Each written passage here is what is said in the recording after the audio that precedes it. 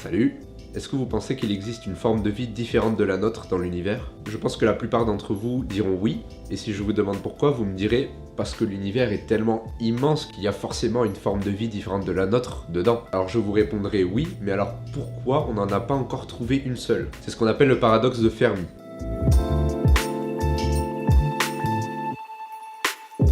On estime qu'il existe 100 milliards de galaxies dans l'univers observable environ. Dans chacune de ces galaxies, il y a entre 100 et 1000 milliards d'étoiles, et entre 5 à 20% de celles-ci sont similaires au Soleil.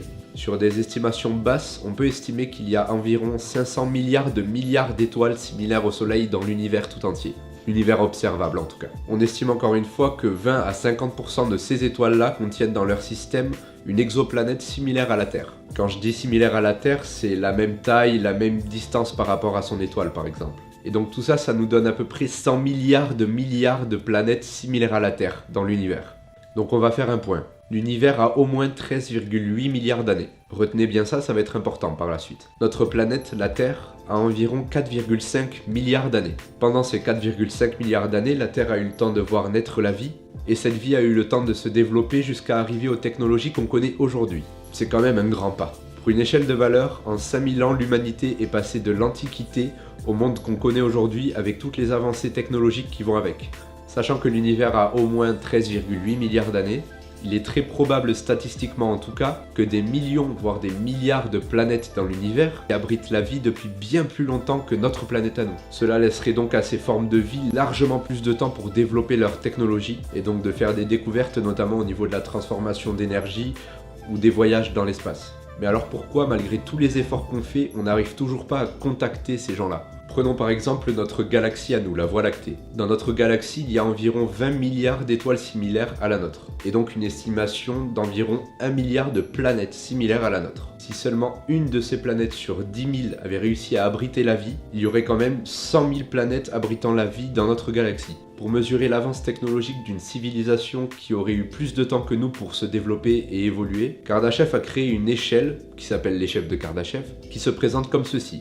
Il y a 3 types de civilisations. La civilisation de type 1 qui arrive à exploiter 100% de l'énergie de sa planète. Pour donner un ordre d'idée, l'humanité est entre 0,7 et 0,8 sur cette échelle. Il y a ensuite la civilisation de type 2. Celle-ci est capable d'exploiter toute l'énergie de son étoile. Et enfin, nous avons la civilisation de type 3 qui peut exploiter l'énergie de sa galaxie tout entière. Inutile de vous préciser l'écart énorme qu'il y a entre chaque type de civilisation. Mais admettons qu'au moins une des civilisations de notre galaxie, sur les 100 000 possibles, ait réussi à atteindre le type 3, c'est-à-dire d'exploiter toute l'énergie de sa galaxie. Dans ce cas, comment se fait-il qu'on n'arrive toujours pas à rentrer en contact avec celle-ci? À cette question, il y a 2 réponses possibles. La première, c'est qu'il n'existe pas de civilisation de type 2 ou 3.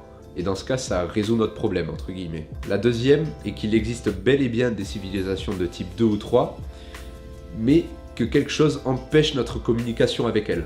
Dans le cas où il n'existe pas de civilisation de type 2 ou 3, on a plusieurs théories. D'abord, il y a la théorie que les conditions d'apparition de la vie sont trop précises et trop aléatoires, et donc presque impossibles. La Terre est donc peut-être la première, voire la seule peuplée d'une forme de vie.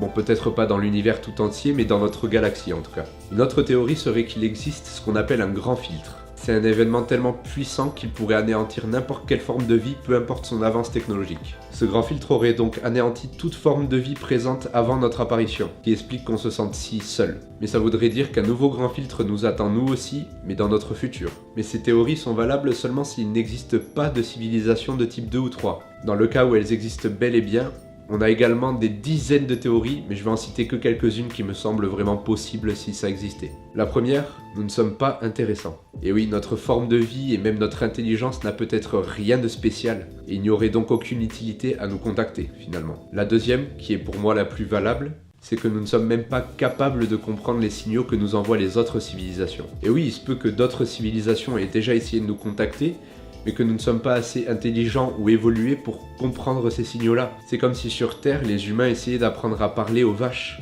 On peut essayer tant qu'on peut, mais si ça marche pas, ça marche pas. La troisième serait qu'il existe une civilisation décrite comme un super prédateur. Cette civilisation détruirait toutes les autres pour pouvoir exploiter ses ressources, ou tout simplement pour garder son statut de numéro 1, pour éviter de se faire dépasser technologiquement par une autre, et se faire détruire par la suite. Et dans ce cas-là, on est les seuls cons à envoyer des signaux pour donner notre emplacement, quoi. Et la dernière que je citerai est terrifiante, mais elle reste possible. Nous avons été placés là pour servir de ressources. On peut pas ignorer la possibilité qu'une civilisation supérieure à la nôtre nous ait placés sur Terre pour qu'on leur serve de ressources, comme nous faisons des élevages d'animaux pour nous nourrir, ou encore pour servir de cobayes pour des expériences. Mais au-delà des expériences, je pense plus sérieusement aux ressources. Par exemple, exploiter une partie de l'énergie qu'on crée nous-mêmes. Voilà, mais malgré toutes ces théories, on reste quand même dans l'ignorance totale de l'existence d'une autre civilisation. Et pour le savoir, il faudra attendre.